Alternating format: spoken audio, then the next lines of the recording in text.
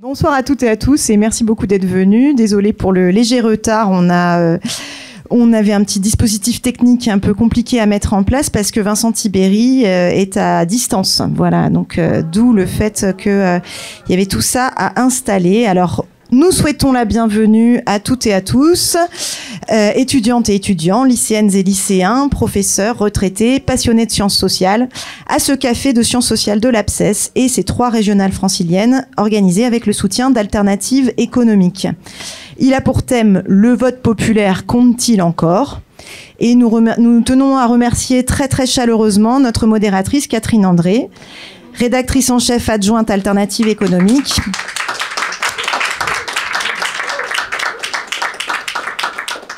cofondatrice et directrice éditoriale de Vox Europe, un média européen en 10 langues, ainsi que nos 2 intervenants et même nos 3 intervenants, Hugo Touzet et Daniel Véron, qui viennent ici représenter le collectif Focal, auteur du livre Vote populaire, les bases sociales de la polarisation électorale, paru aux éditions du Croquant en janvier 2022, et Vincent Tibéri, à distance, professeur à Sciences Po Bordeaux, chercheur au Centre Émile Durkheim, et qui a co-dirigé très récemment avec Tristan Haute l'ouvrage Extinction de vote, paru au PUF en 2022. Nous tenons aussi à remercier le lieu-dit qui nous accueille, tous les militantes et militants du collectif Paris-Créteil-Versailles et du Bureau national de l'Abscess qui ont permis de mettre en place ce café, ainsi que l'association Les Fripons qui s'occupe de la captation vidéo de l'événement. Alors très rapidement, parce que je vais pas prendre trop de temps vu qu'on est en retard, les cafés sciences sociales ont été créés maintenant il y a 20 ans par Edwige Corsia et Gérard Gross, 2 professeurs de sciences économiques et sociales, avec l'idée de mettre les sciences sociales au cœur et au service de la cité et de la démocratie, en transmettant des outils de réflexion aux citoyens et en se portant garant de la démocratie des savoirs. On est très content de pouvoir organiser cet événement ce soir. L'Abscess porte régulièrement la voix des professeurs de SES dans un contexte qui est difficile. On est dans le cadre d'une réforme du lycée qui a entraîné un certain nombre de bouleversements, la suppression de postes pour nous, la fin du groupe classe et des attaques incessantes sur l'enseignement des SES de la part de la presse conservatrice et de certains politiques. Et donc, prendre le temps pour nous de discuter de thèmes qui sont à notre programme et qui, par ailleurs, nous intéressent et nous mobilisent, c'est toujours un plaisir. Alors, sur le débat de ce soir, donc on a posé la question, le vote populaire compte-t-il encore ? L'idée, c'était de s'interroger sur l'existence aujourd'hui d'un vote populaire, c'est dynamique. On est parti d'une représentation qu'on voulait combattre, à savoir que on se représenterait massivement les ouvriers et ouvrières, employés dans le rang des abstentionnistes ou parmi les votants de l'extrême droite. On suppose que c'est une réalité qui est bien plus complexe que ça, qu'il n'y a pas seulement une désaffection politique des milieux populaires avec un discours général sur la crise de la démocratie. Donc, on va s'interroger sur les formes de participation politique et surtout ici des participations électorales qui existent et qui se manifestent dans les classes populaires, étant entendu que le monde populaire n'est pas un tout unifié, qu'il est traversé par de multiples clivages, que ce soit des clivages liés à la génération, à l'âge, à l'expérience scolaire, aux formes de l'emploi, à l'origine migratoire ou à l'expérience de la discrimination. Donc on va interroger la réalité de la participation électorale et des valeurs et opinions politiques dans les classes populaires. Comment est-ce qu'on vote ou comment est-ce qu'on vote pas au bas de la hiérarchie sociale. Comment les clivages qui traversent le monde populaire s'expriment à travers les opinions et la participation électorale. Et les opinions et comportements politiques des classes populaires sont-ils affectés de manière spécifique par les évolutions générationnelles qu'on constate dans l'ensemble de l'électorat. Je vais tout de suite passer la main à Catherine André qui va animer ce débat et nous vous souhaitons une très bonne soirée.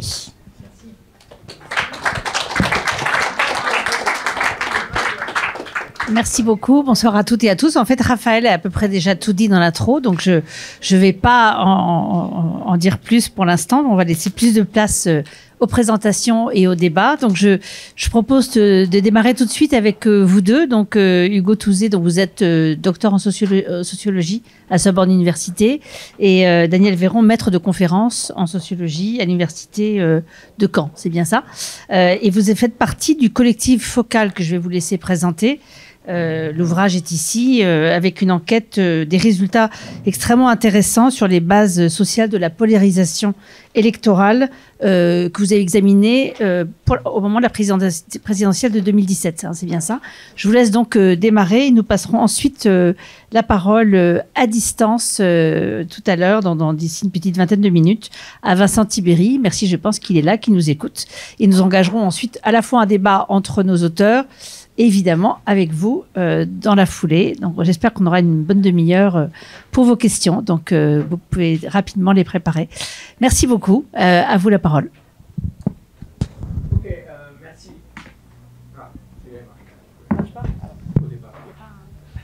Peut-être il ne fait pas allumer. Bon, peu importe.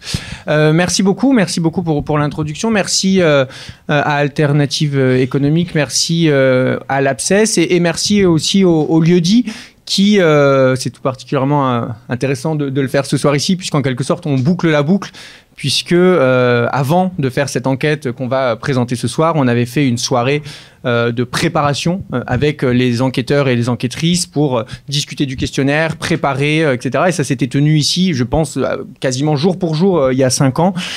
C'était une soirée qui était une soirée très studieuse en début de soirée, puis qui avait fini avec des photos avec Philippe Poutou devant je ne sais pas si certains et certaines s'en souviennent.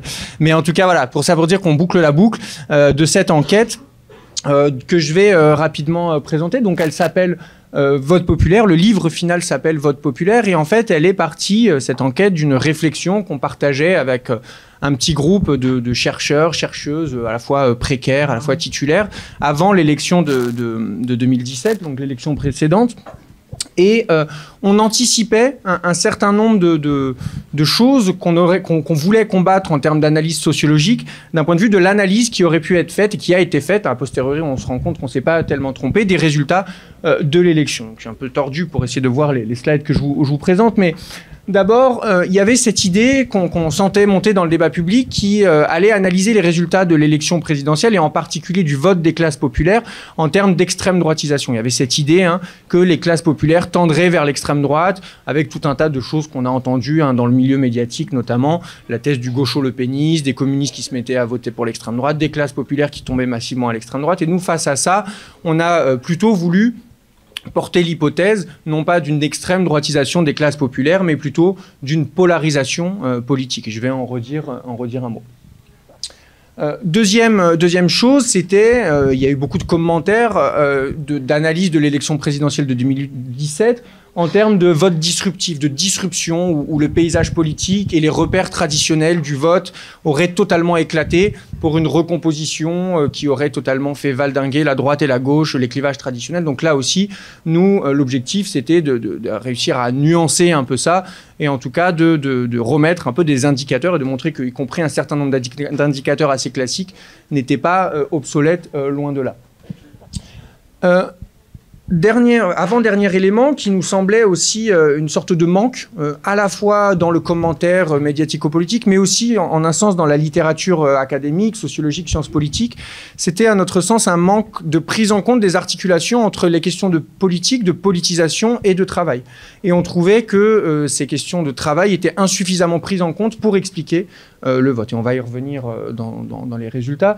Et la dernière chose, c'était l'absence de données des personnes qui ont connu soit directement, soit à travers leur trajectoire familiale, des parcours de migration, donc de prendre en compte cette expérience de la migration qui se traduit souvent, mais on aura l'occasion d'y revenir, par des expériences de discrimination, de prendre en compte ce rapport-là dans la construction d'un vote. Et on sait que c'est des choses qui sont très présentes chez les classes populaires. Et ça, c'est quelque chose qui était assez mal renseigné, puisque les analyses électorales se font souvent à partir d'enquêtes nationales, de panels nationaux, dans lesquels ces catégories-là sont soit trop petites, donc écrasées, si vous voulez, dans le nombre, donc pas prises en compte, et donc il n'était pas possible d'en faire une vraie analyse. Et nous, on a souhaité accorder un intérêt particulier, disons, de traiter cette question-là en propre.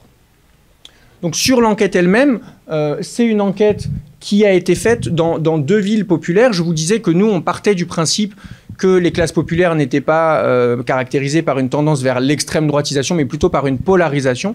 Et donc, on s'est dit qu'on voulait enquêter dans des villes très polarisées. Donc, pour ça, on a choisi déjà peut-être dire qu'on a choisi 2 villes et non pas un échantillon représentatif. Et donc, on a une volonté d'aller dans 2 villes différentes que je vais présenter dans un instant, mais qui ont comme caractéristique commune, sur la base des résultats de la présidentielle de 2012, puisque c'est là-dessus qu'on s'est basé, d'avoir des scores très hauts à la fois de Jean-Luc Mélenchon en 2012 et de Marine Le Pen. Donc des villes qui étaient à la fois populaires et à la fois polarisées sur leur vote antérieur. Avec cette question qui nous taraudait, comment est-ce qu'on explique qu'il y ait des classes populaires qui certes tombent dans un vote extrême droite, mais quelles sont aussi les caractéristiques spécifiques des classes populaires qui ne sombrent pas dans un vote extrême droite, qui votent plutôt pour la gauche radicale, de transformation sociale, appelons-la comme on veut. Donc on a enquêté à la fois à Villeneuve-Saint-Georges, qui est une ville disons du bassin parisien, qui est une ville du Val-de-Marne, d'environ 30 000 habitants, donc, et une ville très différente, Méricourt, qui est dans le bassin millier-lensois, et pour la situer, donc plus petite, 12 000 habitants, mais pour la situer, c'est une ville qui jouxte Hénin-Beaumont, donc la circonscription de Marine Le Pen. Et ces 2 villes-là étaient donc à la fois très polarisées, mais 2 villes communistes, c'est-à-dire que les maires de ces villes étaient communistes. Donc on a la méthode d'enquête, puisque c'est important, et je trouve que c'est au centre de ce bouquin, on y revient beaucoup. On a procédé par ce qu'on appelle une sortie des urnes, une enquête sortie des urnes, c'est-à-dire qu'on s'est tout simplement pointé au sortir des bureaux de vote et on attrapait les gens qui venaient d'aller voter pour leur proposer de répondre à un questionnaire. Alors on leur disait que ça durait 10 minutes, en réalité ça durait un petit peu plus longtemps, mais ça nous a permis de récolter à peu près 2000 questionnaires, un peu plus de 2000 questionnaires sur les 2 villes. Il y a une concurrence entre les équipes qui étaient à Méricourt et les équipes qui étaient à Villeneuve, et on ne rappellera pas ce soir que les équipes de Villeneuve ont gagné. Mais c'était un gros dispositif, puisque ça a mobilisé le jour J environ un peu plus, disons, de 80 enquêteurs et enquêtrices. Donc, et ça, c'est quelque chose qu'on tient à rappeler, parce que c'est un livre qu'on signe en collectif, c'est-à-dire qu'on écrit, c'est pas un livre de contribution où chacun a écrit un chapitre, c'est un livre qu'on écrit à 11... ça fait 22 mains, mais à 11 cerveaux, quoi. Mais en tout cas, ce travail-là n'aurait pas été possible sans la participation de ces 80 enquêteurs et enquêtrices qui étaient des chercheurs, des chercheuses, des étudiants, parfois des militants ou des militantes politiques intéressés par les questions qui nous aussi nous intéressaient. Donc c'est important aussi de rappeler la dimension de A à Z collective de ce travail. Et à ces 11 auteurs et autrices, donc qui signent le bouquin, on tient à ajouter évidemment quelque chose qui a aussi été très important, c'est qu'on a travaillé avec une photographe, artiste, donc Cécile Harari, qui signe toutes les photos qui sont dans le bouquin. Elle a à la fois pris des photos des 2 villes, elle est retournée sur les sites pour prendre des photos des villes, et elle nous a suivis tout au long de notre enquête, donc dans les phases d'enquête, de passation de questionnaire, mais aussi dans les phases qui ont suivi, où on s'est retrouvés dans des moments pour écrire, etc. Donc on tient vraiment à la saluer pour son travail, qui est vraiment une plus-value, à mon avis, à nos analyses, cette mise en image aussi, y compris des territoires, parce qu'on insiste beaucoup sur les territoires. C'était très important aussi de les mettre en image, de les donner à voir, de leur donner une sorte de substance derrière les analyses, les chiffres et la théorie un peu sociologique. Voilà, donc typiquement, toutes les photos que vous verrez ce soir, ce sont des photos qui ont été prises par Cécile. Voilà, ça, c'est les photos de nous. Bon, pas toujours sur des balançoires, mais pour vous montrer, j'ai fait très belles photos. Parfois, on travaillait, parfois, on travaillait.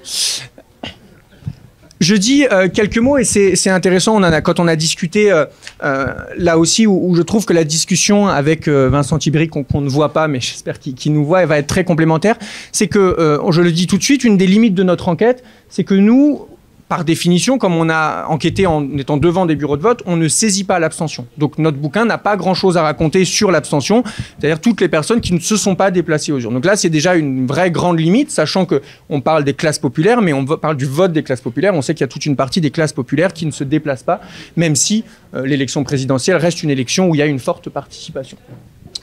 Premier élément de limite de notre enquête. Deuxième élément, le fait qu'il y a toute une partie sans réponse, donc qui peuvent être de plusieurs ordres, des gens qui n'ont pas voulu répondre au questionnaire, puisque simplement ils n'ont pas eu envie de s'arrêter, ils n'avaient pas le temps, ou ils n'ont pas voulu faire cette démarche-là. Et puis on a des non-réponses partielles, c'est-à-dire que dans notre questionnaire, évidemment, à un moment, on demandait le vote des gens, et il y a une partie des gens qui n'ont pas voulu nous demander leur vote. Donc ça, c'est des choses, pas vous écraser avec des graphiques, mais qu'on essaye de prendre en compte, qu'on essaye d'analyser.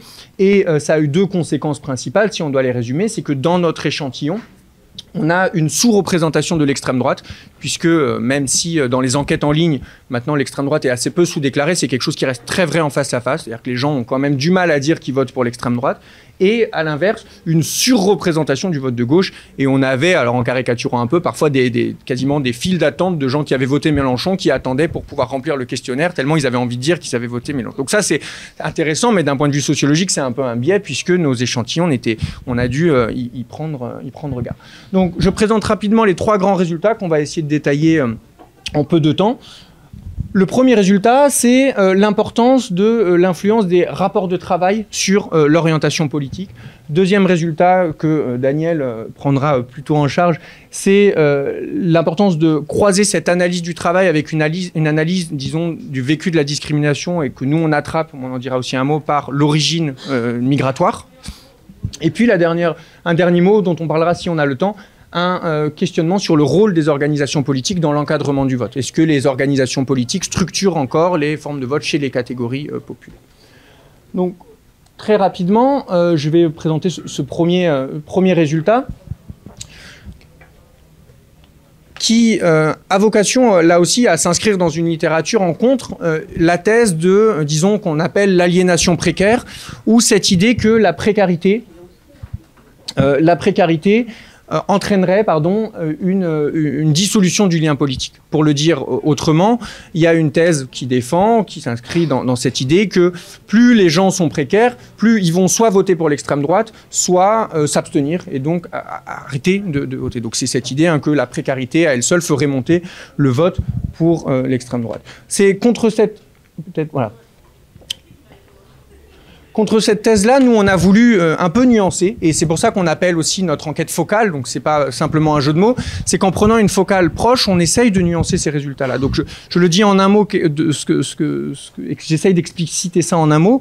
Si on prend par exemple sur le territoire de Méricourt, des personnes qui sont donc dans un bassin d'emploi absolument en crise, puisque Méricourt, c'est un endroit où les mines ont fermé, où il y a vraiment un taux de chômage très important. Vous prenez donc des personnes qui sont dans ce territoire-là, qui sont extrêmement précaires, peu diplômées, elles-mêmes au chômage, etc. Là, vous êtes sûr que dans cette population, vous avez un très survote pour l'extrême droite.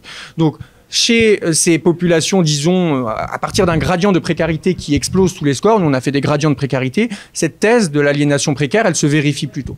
Par contre, si on rentre un peu plus en détail, et si on regarde des gens qui peuvent être très précaires, mais avoir un petit diplôme, donc pas forcément Bac+5, mais un diplôme un peu plus supérieur, ou un contrat un peu moins précaire, qui vont être par exemple des gens non pas en intérim, mais en CDD ou en CDI, etc. Et ben on voit là tout de suite qu'on n'est plus simplement sur une majorité de gens qui votent à l'extrême droite, mais qu'il y a disons une bataille qui se recompose entre Jean-Luc Mélenchon et Marine Le Pen.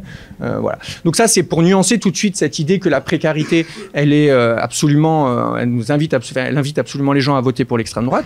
Et puis deuxième élément de nuance, c'est que ce lien entre précarité, y compris chez les gradients les plus élevés, entre précarité et vote pour l'extrême droite, ne se vérifie pas du tout à Villeneuve-Saint-Georges, la deuxième ville où on a enquêté. Donc ces premiers résultats, et puis je laisse tout de suite la parole à Daniel, nous invitent à nuancer cette thèse de la précarité en disant qu'il y a tout un tas de facteurs qui peuvent être des petites différences, des petites dispositions, un diplôme un peu plus élevé, un niveau de précarité un peu moins important, peuvent contrebalancer cette idée-là. Et puis à Villeneuve-Saint-Georges, il y a d'autres éléments qui l'expliquent, mais peut-être que je te laisse parler un peu de tout ça. Ouais, alors un second résultat qu'on voudrait mettre en avant pour couper court au... Non, ça va aller, je pense. Tu peux juste passer à la suivante. Ça marche plus. Ah. Alors, c'est pas moi, ça marche plus. Bon.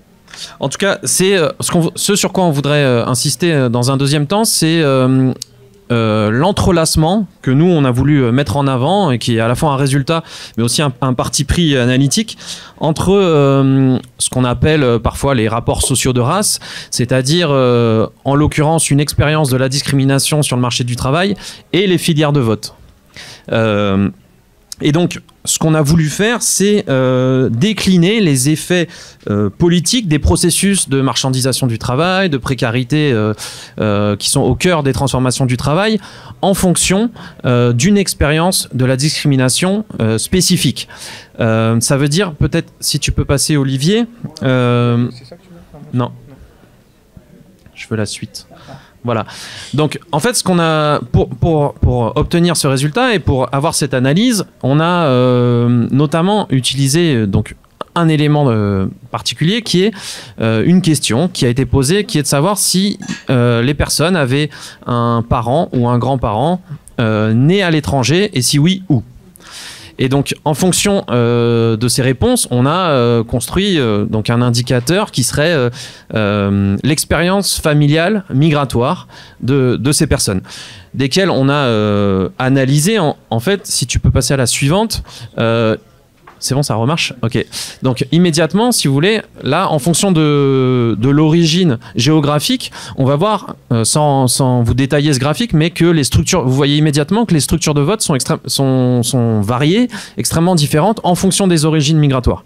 Et donc, ce qui va nous intéresser à ce moment-là, c'est de repérer justement qu'est-ce qui, dans l'expérience du travail, qui est aussi des expériences de la discrimination, de fait, va produire ensuite des formes de politisation particulières en fonction donc d'une origine migratoire.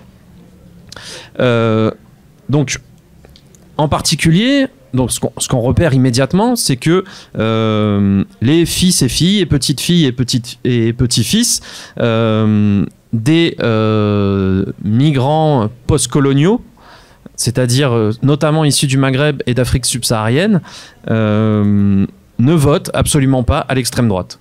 L'option d'extrême droite disparaît des personnes, ou quasiment, enfin il y a quelques exceptions, mais quasiment disparaît des possibilités, du champ, de l'éventail de choix politiques pour les personnes issues de l'immigration postcoloniale.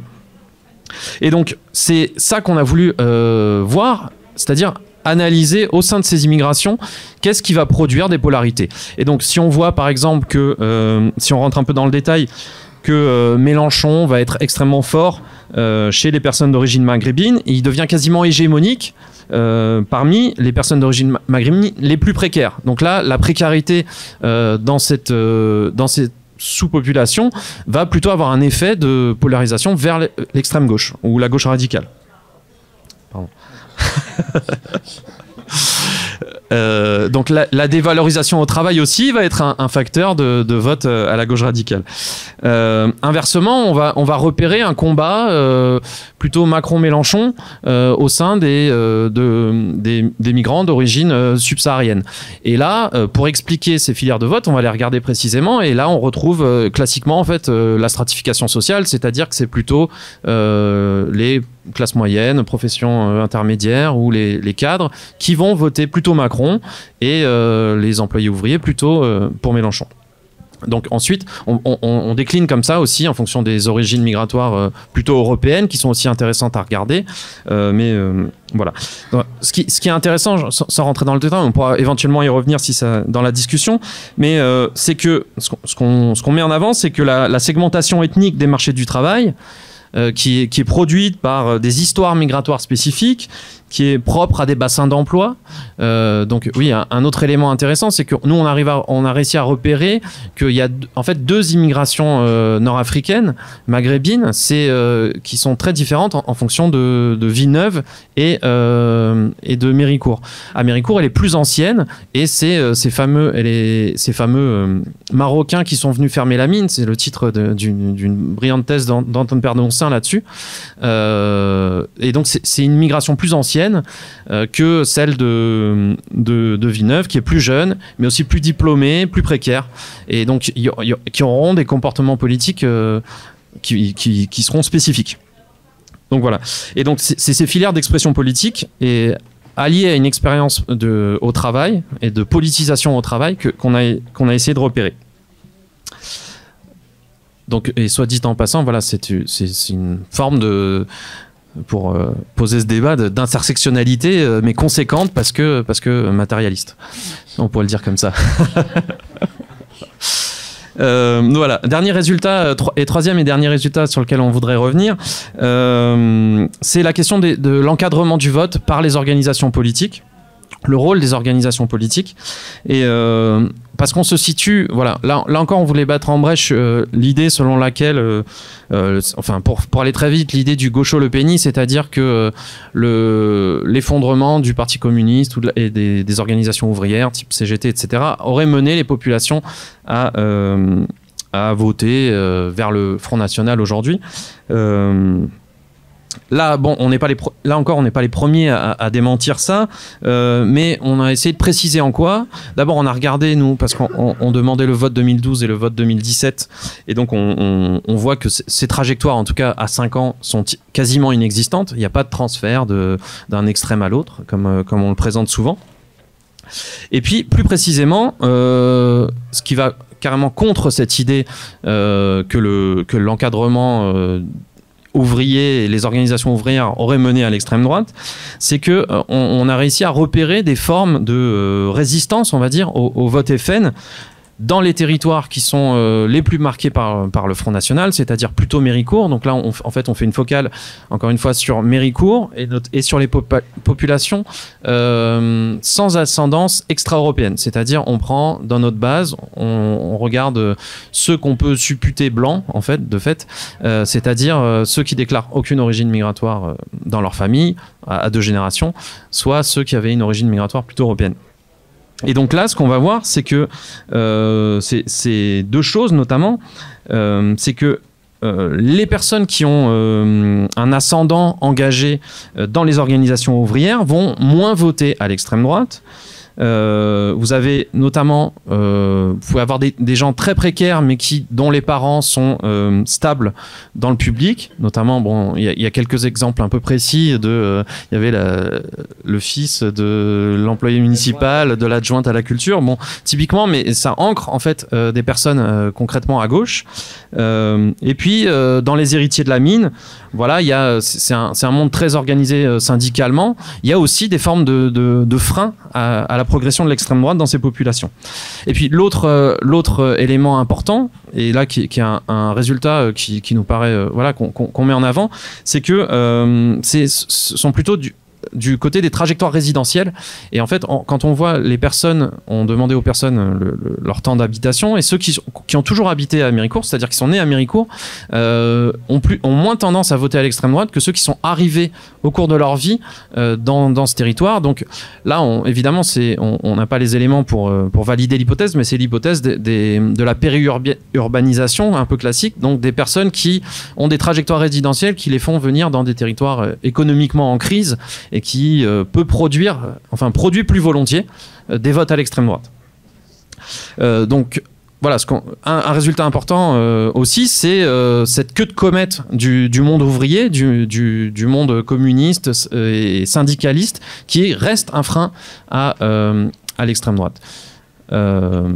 Voilà, on va conclure. Bon, là, peut-être conclure sur des conclusions. Là, c'est des conclusions plus académiques, plus sociologiques qu'on mettait en avant, mais voilà, l'ouvrage invite à chercher, à analyser les petites propriétés, donc diplôme, contrat, secteur, PCS, donc profession et catégorie socio-professionnelle, l'âge aussi et l'origine migratoire notamment, qui font barrage à l'extrême droite, qui permettent de repérer, si vous voulez, les bases sociales de ce qui pourrait être le frein et les bases sociales de la gauche radicale. Et donc, ce qui est intéressant de voir, peut-être pour conclure là-dessus, c'est que les résistances au basculement vers l'extrême droite se jouent, bon, d'une part en dehors des organisations, même si voilà, il y a cet effet de queue de comète, mais en grande partie dans des subjectivités spécifiques au travail. Et ça, c'est le cœur de ce qu'on a voulu montrer. Et parmi ces subjectivités, il y a l'expérience de la discrimination qui, bien sûr, déborde le travail, mais qui est forcément très prégnante au travail. Et donc, les personnes racisées font partie, et notamment les personnes racisées des milieux populaires, font partie clairement, nous, c'est ce qu'on montre, des bases sociales de la gauche radicale. Et également, mais ça c'est plus classiquement, les franges supérieures des classes populaires ou le bas des classes moyennes, qui sont victimes de la marchandisation du travail, qui possèdent des diplômes, des contrats plus protecteurs, éventuellement qui sont pour les stables du public dans la main gauche de l'État, etc. Et donc, voilà, c'est le haut des classes populaires et le bas des classes supérieures. Voilà, donc on peut conclure là-dessus, mais ça met aussi quand même voilà, en débat les stratégies électorales qu'ont pu avoir, parce qu'on voilà, une des questions c'était aussi d'ouvrir sur l'élection de dimanche. Voilà, c'est pour situer aussi où se situent les lignes de force de la gauche radicale aujourd'hui. Merci beaucoup à tous les deux. Non, merci, c'est extrêmement intéressant et on voit qu'il y a beaucoup d'idées reçues en fait qui sont un peu battues en brèche et que la réalité est beaucoup plus complexe. Donc bravo pour cet énorme travail. On est presque un peu on se sent presque en soirée, j'allais pas dire électorale, pré-électorale. Et on va revenir évidemment là-dessus tout à l'heure. Merci Vincent Tibéri d'être avec nous. Donc j'imagine que j'espère que vous avez pu tout entendre sans problème. Alors, par contre, on ne vous entend pas. Ah si, voilà. Vous nous entendez ? C'est bon là ? Ouais. Oui, on vous entend aussi. Donc, je vous présente rapidement. Vous êtes professeur des universités, chercheur à Sciences Po Bordeaux et au Centre Émile Durkheim. Et vous êtes spécialiste donc dans l'analyse des comportements électoraux et politiques en France. Vous avez, outre donc cet ouvrage co-dirigé avec Tristan Haute, Extinction de vote, publié chez PUF à la vie des idées, donc très récemment. Vous avez également publié Les citoyens qui viennent, comment le renouvellement générationnel transforme la politique en France, aussi au PUF en 2017. Je vous passe tout de suite la parole, puisqu'évidemment, un des pans que vous n'aviez pas analysé dans votre enquête, c'était ceux qui ne sont pas venus voter, donc l'abstention. Et c'est votre champ de recherche. Et là, je pense que ça va pouvoir apporter un complément pour comprendre ce panorama électoral, des intentions de vote, en tout cas, peut-être à l'approche de cette élection. Merci, c'est à vous. Merci beaucoup de votre attention. J'espère que vous m'entendez bien. Bon, moi, j'ai beaucoup aimé la présentation du duo de Focal. Ça me donne, effectivement, nos présentations vont être un peu conjointes. Je pense que effectivement, quand on réfléchit à la question des catégories populaires et à leur mobilisation, effectivement, l'abstention devient quelque chose de très très important. Et donc dans le bouquin qu'on a coédité avec Tristan Haute, il y a notamment le chapitre de Tristan qui revient sur ces questions à partir d'un angle cette fois-ci quantitatif, qui revient sur ces questions et notamment sur la précarité du contrat de travail, la répétition des tâches, le type d'insertion dans les groupes sociaux. Et donc, effectivement, c'est quelque chose d'important que de se poser la question de l'abstention, notamment dans les catégories populaires, de ce que ça peut impliquer, notamment en termes d'inégalité de voix. Et vraisemblablement, ce vers quoi on se dirige dimanche va être une élection présidentielle avec une forte tendance à cette inégalité de voix entre le haut et le bas, entre certains quartiers et d'autres, entre certaines générations et d'autres. Je peux pas m'empêcher aussi de réagir aussi sur la question des discriminations. Et effectivement, c'est quelque chose qu'on peut repérer dans ces enquêtes quantitatives. Je pense à Trajectoire et Origine, où effectivement, avec mon collègue Patrick Simon, on avait vu ça. On avait vu que le placement à gauche dépendait non pas forcément de l'insertion dans une catégorie sociale, mais effectivement dans le fait de faire partie d'un groupe qui est lui-même discriminé. Donc, ça me rassure quelque part que nos résultats quantitatifs se retrouvent dans les enquêtes qualitatives plus poussées. Et donc, chouette, quoi. Et rassurez-vous, a priori, Théo2, ça nous raconte aussi ce type d'histoire. De manière également intéressante, pour revenir sur la question de la variable des origines, il y avait un truc qui m'a toujours frappé sur cette question-là, c'est que les origines migratoires, notamment ces origines extra-européennes, ça joue contre les inégalités sociales classiques. C'est-à-dire que du coup, ça crée beaucoup plus d'intérêt pour la politique, et excepté quand il s'agit de la participation électorale. C'est-à-dire qu'il y a un taux d'inscription beaucoup plus faible dans cette population, notamment compte tenu de leur niveau d'intérêt pour la politique. Et donc ça nous raconte quelque chose aussi des micro-socialisations au vote, et vraisemblablement quelque chose que Braconnier et Dormagin avaient pu voir dans la Cité des cosmonautes et ailleurs. Cette tendance à devoir se souvenir que le vote, c'est aussi c'est de la matérialité, c'est du local, c'est de la micro-pression, et c'est donc super important. Et donc je suis très content que Focal continue ce type d'approche localisée qui effectivement nous manque cruellement à nous, les horribles quantitativistes qui faisons des panels, qui bossons sur des échantillons quantitatifs et nationaux et qui effectivement parfois n'ont pas suffisamment de monde pour faire des travaux plus rigolos, quoi. Il n'empêche que je voulais commencer à vous partager mon écran. J'espère que ça va marcher. Hop, c'est là où on teste. Oui, c'est bon. Donc, je voulais continuer sur cette question d'abstention et notamment sur ce que ça pouvait impliquer en termes d'inégalité de voix.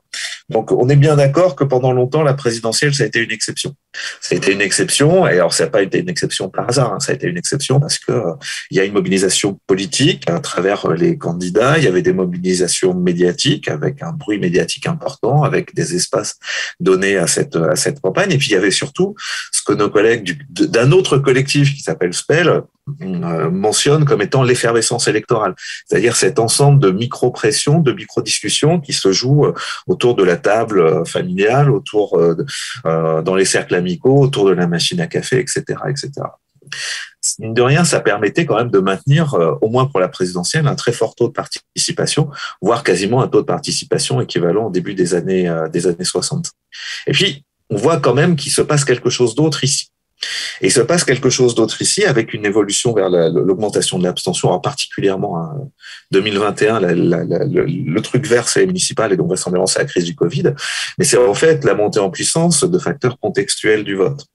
Et ces facteurs contextuels du vote, ils aboutissent en fait à parfois produire effectivement ce que Braconnier et Dormagen soulignaient dans l'introduction de leur démocratie de l'abstention, c'est-à-dire que peut-être qu'effectivement une majorité sociale est en train de devenir une minorité électorale.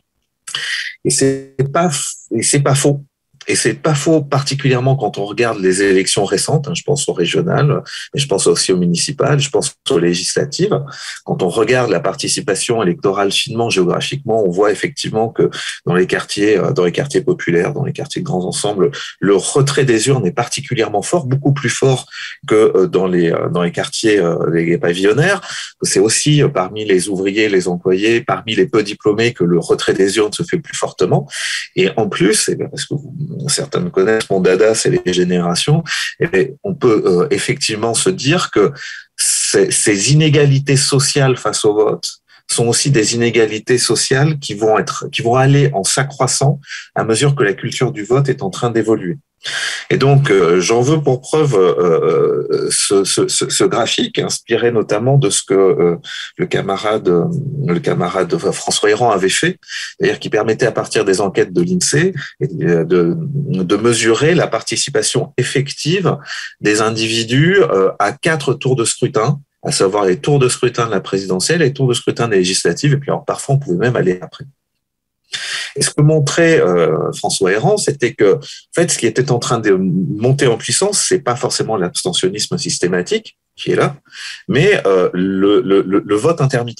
Et ce qui est très troublant dans ces histoires de vote intermittent, c'est qu'on constate en fait que la montée en puissance de ce vote intermittent n'est pas une question d'âge, mais bien de génération, c'est-à-dire que désormais ça touche très fortement des générations de quarantenaires ou de quinquagénaires. Alors on sait qu'on est jeune dans nos têtes, mais quand même il y a un moment, on est plus jeune dans le sens du cycle de vie. Et donc effectivement, ce rapport au vote intermittent, il est en train de progresser. Ce qui n'est pas forcément le cas dans certaines générations, et notamment les générations du baby-boom et celles juste avant, qui sont en fait des générations dont qu'on va pouvoir retrouver, notamment dans un certain nombre de cas du côté de la droite. Et ce qui est assez frappant dans ces histoires de vote intermittent, vote constant, donc c'est un effet générationnel, donc ça va pas changer. Deuxièmement, c'est un effet qui du coup va avoir un impact en termes d'inégalité sociale. Ça va avoir d'abord un impact en termes d'inégalité de représentation des générations, mais au sein des générations, il va se passer quelque chose de particulier qui est particulièrement dur chez les peu diplômés de génération diplômés, chez les plus précaires, chez les employés, les ouvriers, et donc effectivement, progressivement, impact sur les questions de représentation des générations. Voilà ce que ça donne sur les 4 dernières élections législatives. En bleu, c'est 2002, en rouge, c'est 2007, en gris, c'est 2012, en jaune, c'est 2017. Quand vous avez ça veut dire que la cohorte en a le même poids dans les urnes que son poids démographique. Quand vous êtes au-dessus de 1, ça veut dire que vous pesez plus. Quand vous êtes en dessous de 1, ça veut dire que vous pesez moins. Si vous êtes à 0,5, peser la moitié des membres du collectif focal.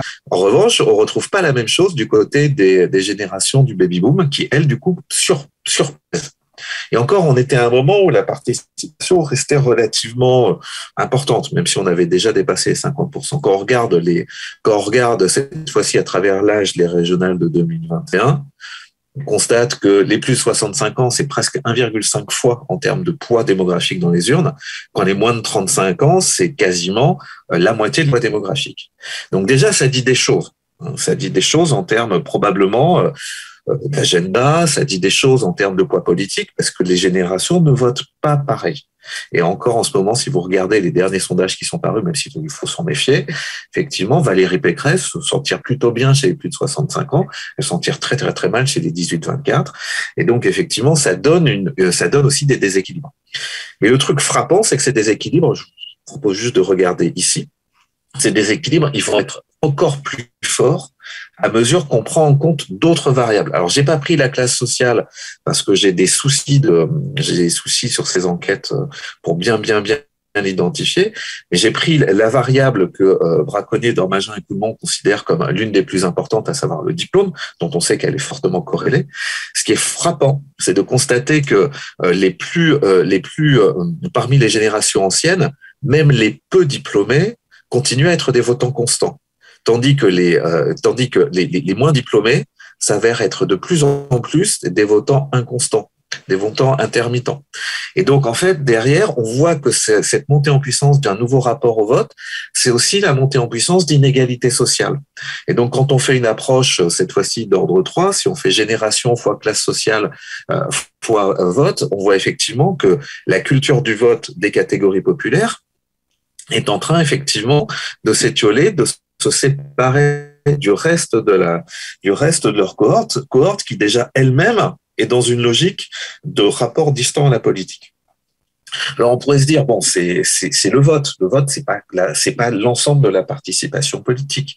Et effectivement progressivement quand on prend les enquêtes d'Ingelart, quand on reprend cette approche qui quand même reste une approche intéressante, on peut se dire que bon peut-être que effectivement dans les jeunes générations, dans les générations post-baby boom, dans les générations millennials, on va participer autrement. Parce qu'après tout, le vote, c'est de la participation dirigée par les élites. En France, en plus, voter, c'est soutenir. C'est-à-dire, c'est être obligé quoi qu'on veuille, quoi qu'on dise, l'expression qu'on produit en termes de vote est considérée comme un soutien. Et on le voit bien, ça a été le cas en 2002, ça a été encore plus le cas en 2017. Et du coup, on s'interroge parce que il semble que ça soit plus compliqué en termes de cas en 2022. Mais quelque part, c'est quelque chose. On pourrait se dire donc que bon, ok, c'est peut-être derrière le vote que finalement les choses diminuent, mais peut-être qu'il y a d'autres moyens de participer. Mais c'est ce qu'on peut essayer de mesurer à travers notamment l'enquête valeur, qui elle va permettre de travailler sur le rapport au vote et sur les rapports à d'autres activités de participation qui longtemps étaient considérées comme non conventionnelles et ont été qualifiées de protestataires. Je pense à la manifestation, je pense à la pétition. Et en fait, on est en train de voir que derrière le renouvellement générationnel, des cultures de participation sont en train d'évoluer et que ces cultures de participation, du coup, elles peuvent effectivement être porteurs d'un nouveau rapport à la politique, plus compliqué quand il s'agit du vote et de la légitimité des urnes, mais peut-être plus intéressant quand il s'agit de la citoyenneté. Donc, dans ce graphique, et je terminerai sur ça, il ne faut pas hésiter à m'interrompre si je suis trop long. Avait dit 20 non, minutes, pas du tout, vous pouvez continuer. Bon, c'est cool.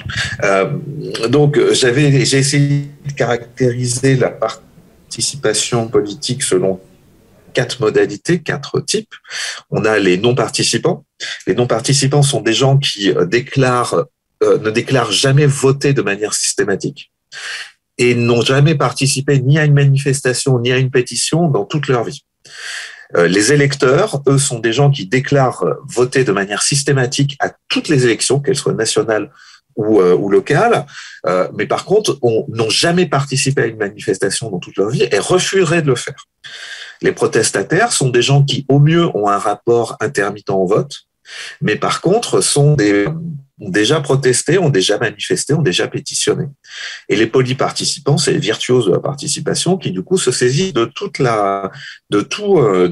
les activités possibles pour pouvoir s'exprimer.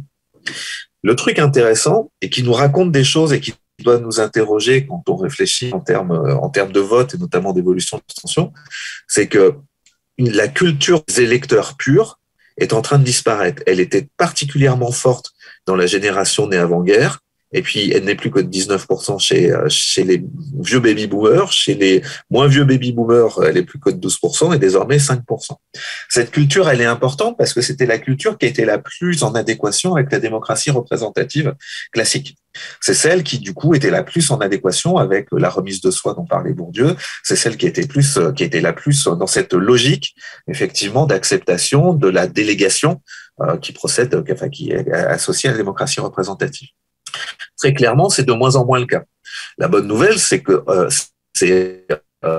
ça se fait notamment avec un peu plus de polyparticipants, de gens qui du coup vont s'exprimer de différentes manières et en plus développent, et c'est ce que disait Pippa Norris, un côté critical citizens, c'est-à-dire des citoyens critiques capables de transformer leur rapport aux responsables politiques, de les challenger. Et donc c'est pas pour rien d'ailleurs qu'Engelhardt parle de elite challenging participation à propos de ces générations, et ils sont particulièrement forts.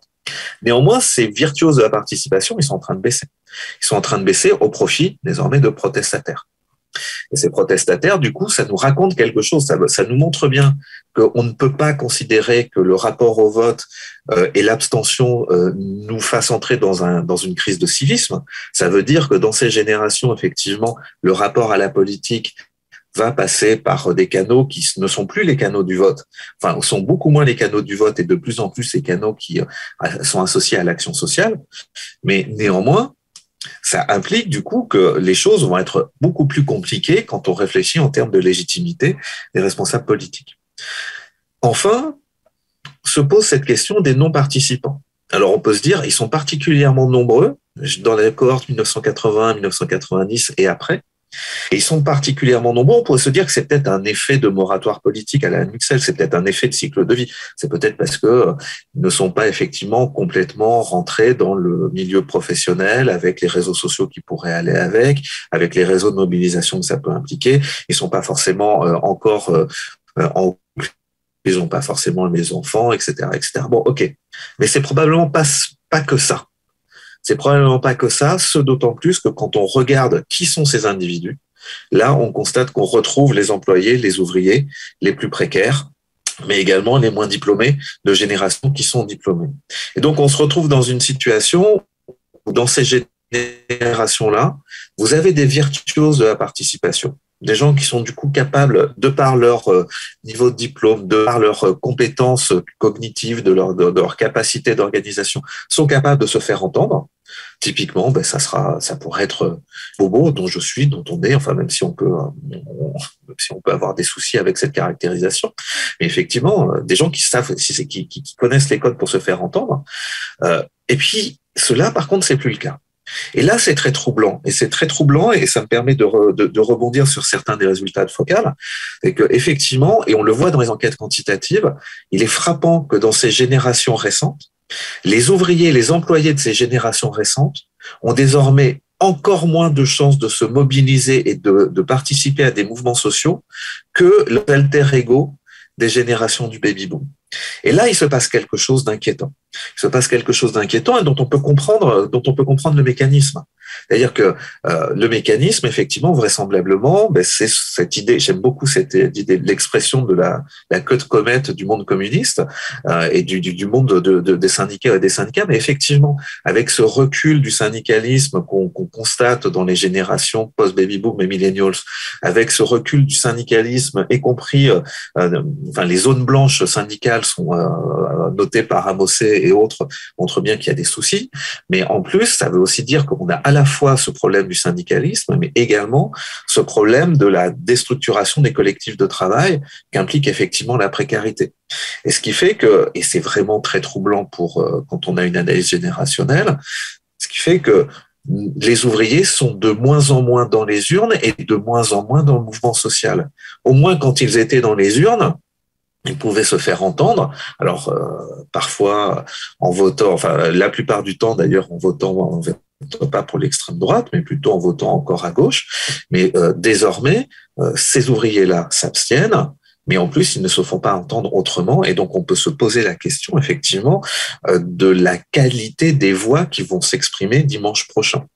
Effectivement, plus on peut se dire que plus l'abstention va progresser, plus on va se retrouver avec des urnes vieilles, grises, des urnes plutôt riches, des urnes qui clairement ne représenteront probablement pas le monde ouvrier, le monde des employés, le monde des précaires, le monde des non qualifiés, dont on sait aujourd'hui à travers les études de stratification sociale que c'est là le nouveau prolétariat si on réfléchit. Là, ça a coupé. Est-ce que vous pourriez répéter juste la dernière phrase, s'il vous plaît? Ah oui, je disais juste que j'arrêtais. Non, mais alors, juste avant, alors. Juste à votre conclusion, on n'a pas entendu. Mais je disais que c'est d'autant plus inquiétant que on peut se dire qu'avec une participation plus faible, c'est vraisemblablement les employés, les ouvriers, les peu diplômés, les précaires, les non qualifiés qui vont le plus en pâtir, qui vont être le moins présents, et donc qui vont vraisemblablement être le moins entendus. Déjà que c'est compliqué. Et qui ne sont pas non plus donc, présents dans les autres formes de mobilisation sociale, comme vous le disiez. Donc ils sortent un peu de la vie publique finalement. C'est ça que vous dites. Merci beaucoup. Hein. C'est effectivement très complémentaire. Merci.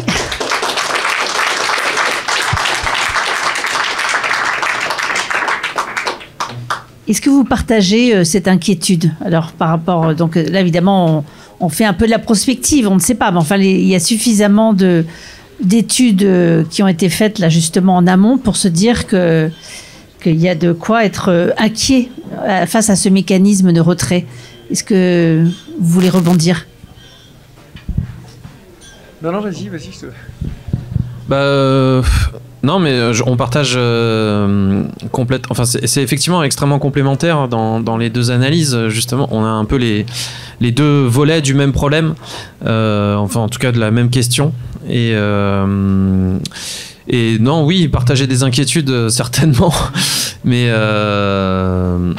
voilà, on sent que le nœud du problème, il est là, c'est dans vraiment la réalité du monde du travail aujourd'hui et ce que ça produit comme expression politique. Et donc,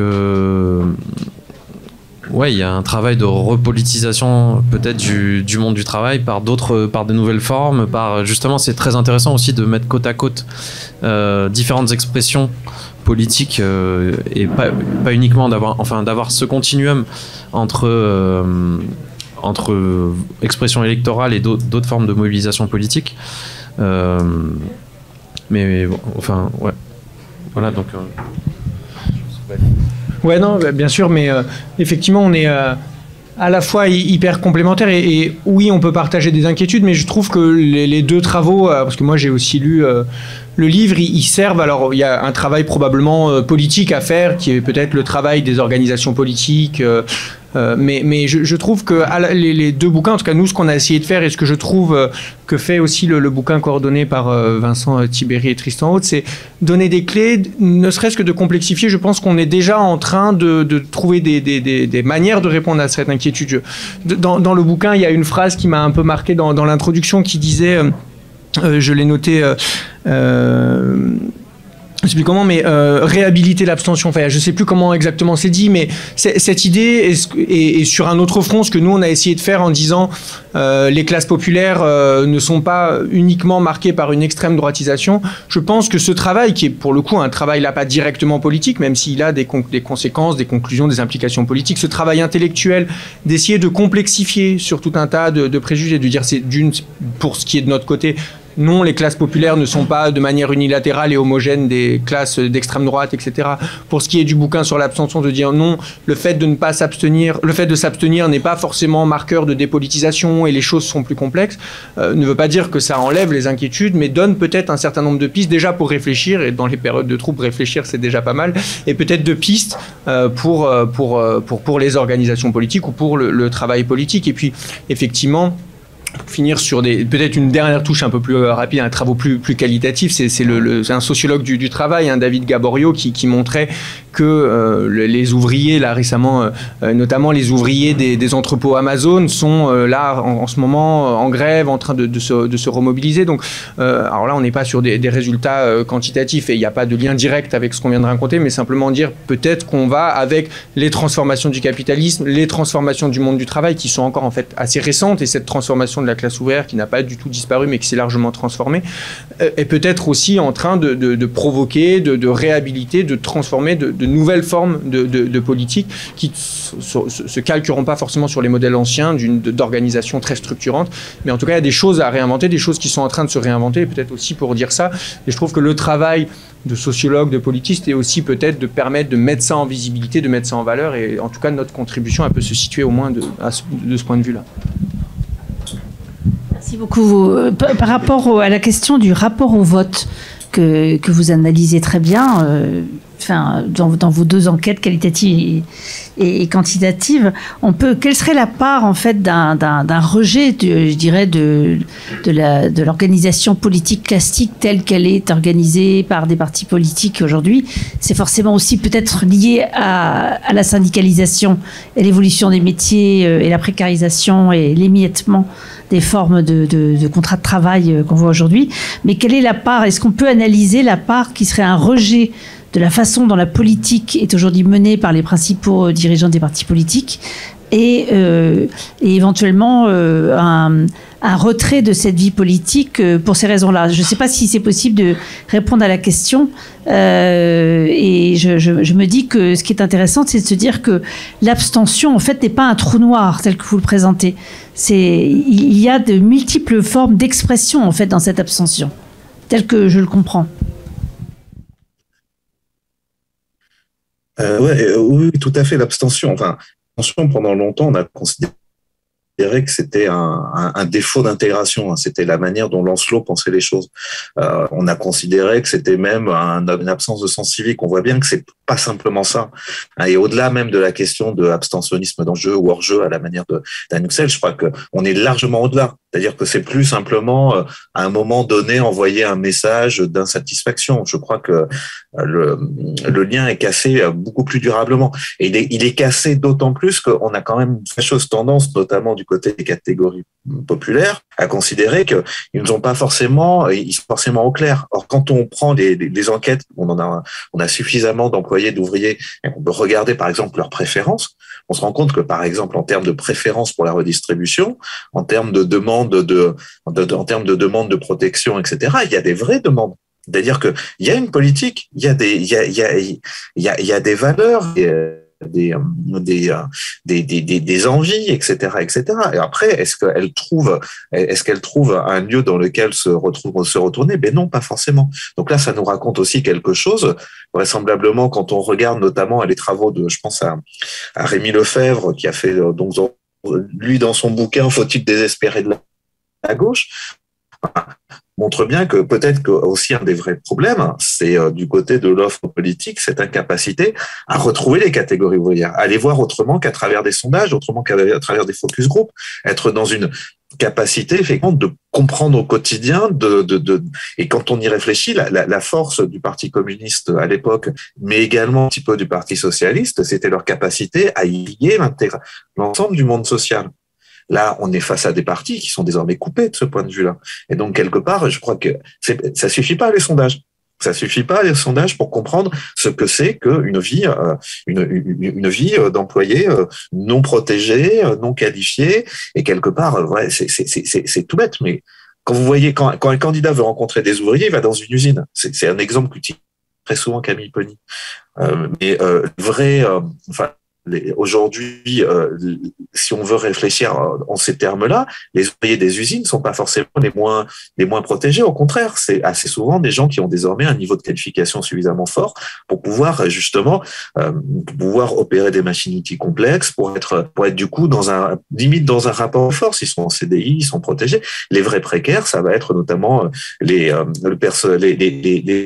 employés des services à la personne, ça va être les caissières de supermarchés, ça va être tout cet ensemble de non qualifiés qui, effectivement, là, par contre, ne sont jamais pris en compte. Quelque part, souvenons-nous des Gilets jaunes de ce point de vue-là. Les Gilets jaunes, ça nous racontait certes au début des questions de pouvoir d'achat et de mais très rapidement, c'était aussi la question des budgets contraints, c'était aussi la question du reste à vivre, etc., etc. Et tout ça, ça vient pas de nulle part. Enfin, il y a de la politique là, mais est-ce qu'elle est vraiment saisie et comprise? Non, pas vraiment. Vous voulez rebondir? Oui. Éventuellement, juste rajouter sur cette question du rejet, et dans la continuité de ce que vient de dire Vincent, en fait, parce que c'est vraiment un continuum jusqu'à ce que nous, on voit. Pour l'anecdote, on avait pensé à un moment à appeler ce bouquin « Tout sauf Macron ». Mais on s'est dit que c'était embêtant de mettre son nom sur la couverture. Mais tout ça pour dire que, enfin, un des trucs, mais c'est aussi un retour qualitatif aussi sur cette enquête, mais qu'il y avait comme une évidence de la part des classes populaires. Ils savaient très bien que le vote Macron n'était pas, que Macron était leur ennemi, quoi.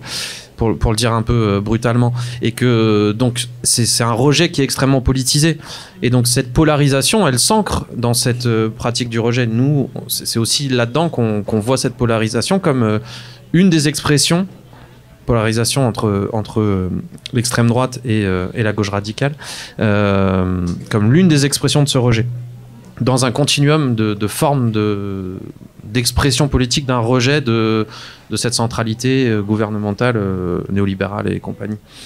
Donc clairement, évident. Et peut-être juste un mot en plus pour dire effectivement, il y a très probablement un problème du côté de l'offre politique dont parlait Vincent, mais c'est aussi intéressant de constater que l'abstention, elle est très différenciée selon les élections, et c'est ce qu'a rappelé les Graves tout à l'heure. On a des élections intermédiaires où on peut être autour de quasiment de 50%. L'élection présidentielle, alors là, elle est a priori annoncée plus basse que d'habitude, etc. On est autour de 60, un tout petit peu moins de 70. D'habitude, on est autour de 70%. L'élection présidentielle reste l'élection. Grosso modo, les gens continuent de voter. Et ça dit, et pas les autres. Donc ça dit aussi quelque chose. Probablement, il y a quelque chose à voir du côté de l'offre, aussi quelque chose à voir du côté de l'essoufflement du système politique dans son ensemble. Les gens identifient probablement, ça on peut, là c'est des grosses hypothèses qu'il faudrait vérifier, mais les gens identifient le seul vrai lieu où se décident les choses dans cette élection présidentielle, dans ce pouvoir présidentialisé, etc. Et ça doit aussi peut-être nous dire quelque chose des institutions plus largement. Et en fait, c'est ce différentiel d'abstention entre les différentes élections, il est aussi à voir comme quelque chose de très politique. On ne peut pas dire d'un côté c'est de la dépolitisation, l'abstention, et ne pas voir que les gens quand même s'abstiennent beaucoup moins à l'élection qui est en réalité celle qui décide du destin de la majorité qui prend les décisions qui comptent. Voilà. Peut-être laisser... Ouais. Non, pardon, allez-y. Non, en fait, j'avais une dernière question, mais c'est pas grave. On peut commencer à prendre les questions de la salle parce que vous êtes une grande salle, finalement. Vous êtes nombreux. Et puis, je poserai ma question à un moment. Allez-y, monsieur, je vous en prie. Non, pas monsieur, mais Youssef. Je suis enseignant en sciences économiques et sociales. J'ai juste une question. Est-ce qu'on peut faire un lien entre la désertion des urnes, l'attrait pour des régimes antidémocratiques, puisque dans certaines enquêtes, il est noté que l'attrait pour ce type de régime augmente.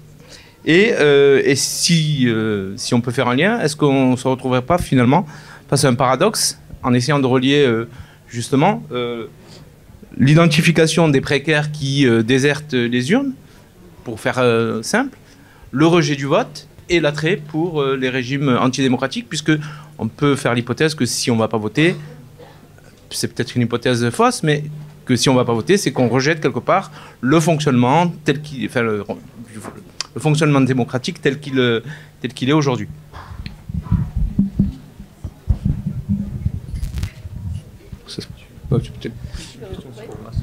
Ouais. Je veux bien répondre. Sur cette question-là, quand même. Il faut se méfier des analyses qui aujourd'hui laissent à penser qu'il y aurait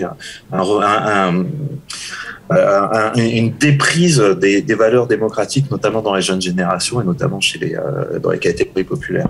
Il faut quand même regarder de près les enquêtes sur lesquelles sont fondées ces théories, celle de Foy et Munk.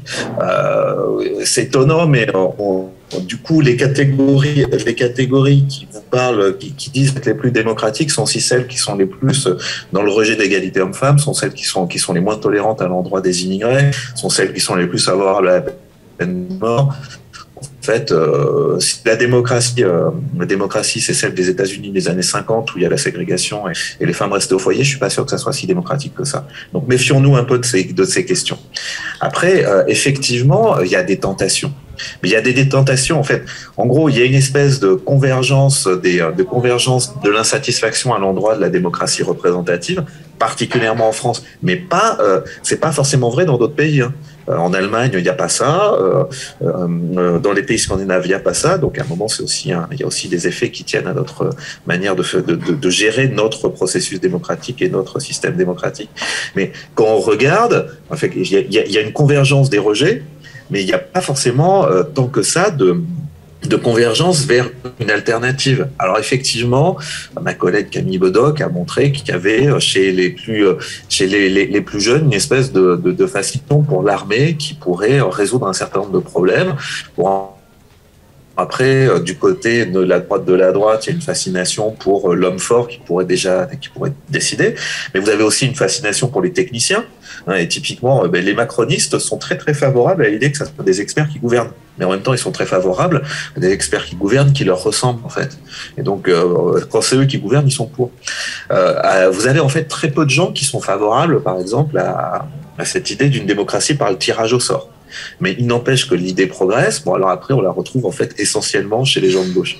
Mais ça veut dire que très clairement, il n'y a pas autant qu'on le pense de tentation vers des démocraties, enfin vers de l'illibéralisme en fait. Et même quand on y réfléchit, ce que certains désignent comme du populisme, quand vous regardez même les échelles utilisées pour mesurer le populisme, parce qu'on constate que quand on demande aux gens quand les questions qu'on demande, c'est notamment est-ce qu'on doit plus contrôler les élus, est-ce qu'on peut leur faire confiance, est-ce qu'il vaudrait mieux pas que des citoyens décident sur un certain nombre de choses, etc. Mais c'est juste une autre manière de parler de démocratie, quoi.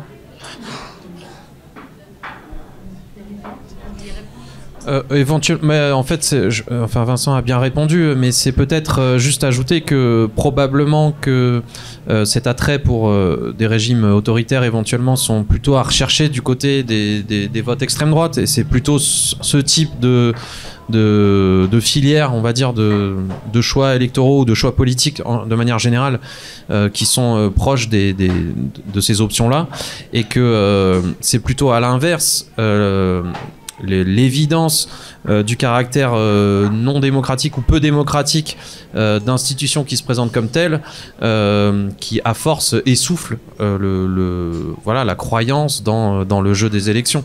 Et donc l'abstention, enfin bon, ça c'est des hypothèses plus politiques, mais l'abstention est plutôt en lien avec l'essoufflement démocratique, au contraire, et que c'est plutôt un désespoir face à l'absence de démocratie plutôt qu'une volonté d'en nier la nécessité ou de le rejeter. Merci beaucoup. Il y a d'autres questions ? Oui, bonjour, merci. Jean-Yves Mas, je suis enseignant aussi en sciences sociales, enfin en sciences économiques et sociales. Je voulais juste vous signaler un petit reportage très intéressant sur Arte que vous connaissez peut-être. J'invite mes collègues à le regarder ou à le présenter à leurs élèves, qui est un petit reportage sur une famille d'origine africaine. S'appelle le 93 s'invite à l'Élysée. Ça dure un quart d'heure. Et alors c'est tout à fait remarquable parce qu'en fait on voit donc dans une famille issue d'immigration subsaharienne un rapport complètement différent à la politique. C'est-à-dire qu'en fait, on voit les mamans qui sont visiblement, qui n'ont pas la nationalité française et qui insistent beaucoup sur la participation électorale. Et les enfants, par contre, qui eux sont français et donc ont le droit de vote, semblent complètement désintéressés par tout ce qui est du domaine de la politique. Et c'est, ça dure un quart d'heure, c'est vraiment une très très bonne petite introduction et un paradoxe effectivement assez important. Je voulais justement du coup enchaîner par rapport à Vincent Tibergi. Vous avez dans l'interview dans Alter Echo, vous parlez justement, il y a quand même un paradoxe sur effectivement la massification scolaire qui ne se traduirait pas justement, en tout cas scolaire et puis universitaire, qui ne se traduit, il y a quand même théoriquement une corrélation positive entre le niveau de vote et puis excusez-moi, au niveau de diplôme et puis la participation électorale. Or, effectivement, cette corrélation apparaît quand même très fragile dans les jeunes générations. Enfin, ça, c'est aussi votre petite hypothèse. Vous émettez une hypothèse, vous dites que c'est un paradoxe que vous expliquez. Je n'ai pas été complètement convaincu. Enfin, est-ce que vous pouvez revenir dessus, en tout cas, ou est-ce que... donc, sur le lien entre, du coup, l'importance, effectivement, de la scolarisation, enfin, des études supérieures chez les jeunes et leur lien à la politique. Merci. Merci. Vincent Tibéri, vous pouvez commencer ? Le lien entre diplôme et participation politique, en fait, on le retrouve très régulièrement, à la fois dans la logique de la compétence. On retrouve ça chez Bourdieu, chez Gaxi, on retrouve chez Philippe Converse aux États-Unis. On trouve ça effectivement dans la participation politique, dans même les carrières politiques. Donc le diplôme, c'est une variable extrêmement forte de ce point de vue-là. Mais effectivement, il y a un paradoxe, c'est-à-dire que théoriquement, plus on est diplômé, plus on participe, et plus une génération est récente, plus elle est diplômée, et moins c'est le cas. En tout cas, il y a au minimum d'augmentation de vote intermittent. Et donc c'est un paradoxe qui d'ailleurs remet en question une des prédictions de Ronald Inglehart, qui pensait qu'avec l'élévation du niveau de diplôme et le renouvellement générationnel, on allait vers de la mobilisation cognitive et donc on allait vers des super citizens, c'est-à-dire qu'on allait avoir des citoyens de plus en plus en capacité de jouer leur rôle, de contester, de s'intéresser, de débattre, etc., etc. C'est pas ce qui se passe. C'est pas ce qui se passe, et à mon sens, là aussi, c'est pas que français. Quand on commence à regarder, c'est aussi quelque chose qu'on peut retrouver aux États-Unis, ce que j'ai retrouvé au Royaume-Uni. Je l'ai moins trouvé en Allemagne et ça m'intéresse, il va falloir que je regarde ça de plus près. Et donc, effectivement, on se retrouve dans une situation où le diplôme n'est plus prédicteur, par exemple, de l'intérêt pour la politique, alors qu'avant, c'était le cas. Alors, il faut le dire aussi, il fut un temps, et ça c'est un truc important pour le thème de la soirée, il fut un temps où notamment chez les ouvriers, l'intérêt politique venait justement à travers la conscientisation ouvrière. Et donc, c'est ce que Michelet et Simon avaient pu voir et avaient pu constater comme une espèce de compensation des handicaps au début des années 80. Et ces autodidactes des catégories populaires, peu diplômés mais intéressés par la politique, sont en train de progressivement de disparaître. Et ça, c'est beaucoup plus ennuyeux aussi. Ça veut dire qu'il nous manque, de ce point de vue-là, il manque des relais d'opinion dans les catégories populaires. Et donc, qui dit manque de relais d'opinion dit vraisemblablement aussi manque de relais pour produire cette effervescence électorale dont parlent les collègues de Spell. Donc, pour revenir à mon histoire de diplôme, au début, on pouvait se dire, du coup, ouais, mais ça veut juste dire qu'ils sont incompétents, ces jeunes. Enfin, ces générations récentes avec diplômés, en fait, s'intéressent pas à la politique, ça serait de l'acivisme, etc. Alors, c'est pas forcément vrai parce qu'en fait, on constate que du coup, ils vont quand même, ils ont des préférences politiques, ils vont manifester, ils vont pétitionner. En fait, leur manque d'intérêt pour la politique est un manque d'intérêt pour la politique institutionnelle, pas forcément pour la vie politique en général. Et puis, le truc vraiment intéressant, mon hypothèse, c'est qu'en fait, le diplôme produit du désenchantement quelque part. C'est-à-dire que parce qu'on est diplômé, on a désormais de plus en plus de capacité à réfléchir, de capacité à confronter, de capacité à s'auto-informer. Et là, de ce point de vue-là, Internet, c'est super intéressant. Parce que mine de rien, mais effectivement, vous avez à portée de clic l'information qui vous intéresse. Mais dans le même temps, ça vous désillusionne parce que du coup, vous vous faites beaucoup moins avoir par un certain nombre de discours. Vous êtes beaucoup plus capable de décoder ce qu'on est en train de vous dire. Et donc, ça crée du lien, de la distance, et c'est pour ça que je parle de citoyens distants à leur sujet. Et la manière dont j'ai essayé de le prouver, c'est notamment dans les citoyens qui viennent, où j'ai essayé de vérifier qu'effectivement, à niveau, ces citoyens distants, diplômés et peu intéressés, sont par contre extrêmement capables de répondre à des questions complexes de sondage sur qu'est-ce que c'est que la démocratie, quelles institutions, etc., ou même des questions complexes de placement des partis, des candidats politiques. Donc en fait, effectivement, on est face à des citoyens désillusionnés qui sont compétents cognitivement, mais qui ne sont plus appétents politiquement, en tout cas appétents politiquement à l'endroit de la démocratie institutionnelle, enfin de la politique institutionnelle, pas forcément de la démocratie ou de la vie civique en général. Voilà. Merci beaucoup. Est-ce que vous voulez rebondir sur le... Oui, non. Oui. Il y a d'autres questions, je crois. Oui, bonjour. Je voudrais rebondir sur ce que vous venez de dire. Monique Abélard, professeure de sciences économiques et sociales. J'ai vu des statistiques récentes sur le niveau d'inscription par âge et par diplôme, paru en 2018. Et ce qui m'a frappé, c'est le niveau du taux d'inscription pour les moins de 30 ans, sans diplôme, aux alentours de 62%, et pour les diplômés du supérieur, 92%. Et donc, même si je suis entièrement d'accord en ce qui concerne effectivement le phénomène d'abstention intermittente, mais en fait, les abstentions constantes sont, surtout chez les jeunes, largement liées au sans diplôme, et l'abstention intermittente, même si elle est plus importante dans les jeunes générations, elle concerne, même si elle concerne les plus diplômés, vous avez souligné tout à l'heure, et tout le monde l'a souligné ici, l'extrême inégalité que ça induit. Et donc, je me dis, en fait, que les inégalités sont encore plus importantes si on prend en considération l'inscription en plus de l'abstention. Et ça s'amplifie, en fait. Voilà, c'est tout ce que je voulais signaler. Et la question est pour vous, hein, Vincent Tibéri. Moi, je suis tout à fait d'accord, mais là on retrouve des trucs importants, des résultats importants amenés par Braconnier et Dormagin. Effectivement, là l'inscription, il y a aussi la mal-inscription, et en fait la mal-inscription, il y a un lien, il y a une interaction avec les catégories sociales. C'est-à-dire que être mal inscrit mais CSP+, du coup, vous avez des moyens de faire en sorte que cette mal-inscription soit pas un souci quand vous voulez voter.